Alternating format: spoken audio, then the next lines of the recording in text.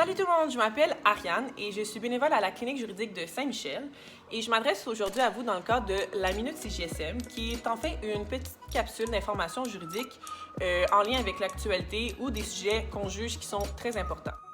Donc aujourd'hui, on vous parle des mandats pour entrer dans des maisons d'habitation privées et des changements qui ont eu lieu en raison des nouvelles zones rouges, dont la région de Montréal.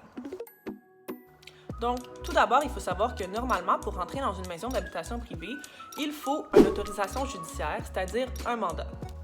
La raison pour laquelle il faut une autorisation judiciaire pour pénétrer dans une maison d'habitation privée, c'est parce que généralement, on a une expectative de vie privée très élevée à l'intérieur de notre domicile.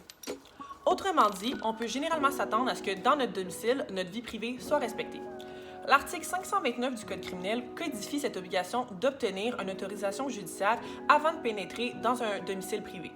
Certaines décisions des tribunaux sont aussi venues confirmer ce principe, dont l'arrêt R contre Fini, qui est venu, dans le fond, établir que les policiers ont besoin d'une autorisation judiciaire pour pénétrer dans le domicile d'un citoyen. Maintenant, le gouvernement du Québec a annoncé le 30 septembre à l'aide d'un décret que la région de Montréal ainsi que certaines autres régions au Québec allaient passer en zone rouge.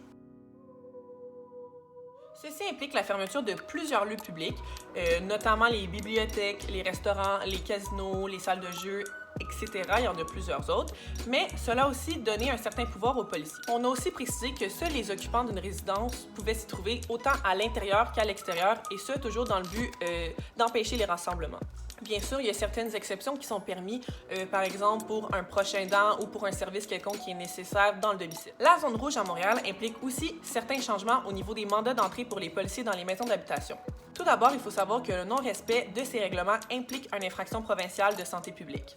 Les policiers pourraient donner une amende de plus de 1 000 $ pour les rassemblements qui se trouvent à l'intérieur ou à l'extérieur d'un domicile privé.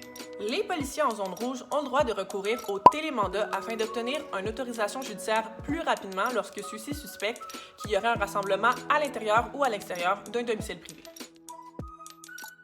L'agent de la paix pourra donc procéder à la dénonciation par téléphone ou par tout autre moyen technologique.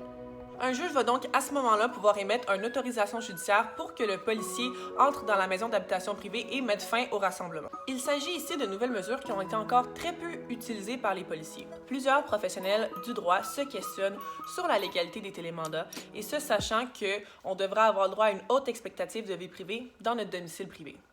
Donc, c'est tout pour la Minute CJSM cette semaine, et je vous revois bientôt pour une autre capsule avec l'information importante et intéressante sur le droit.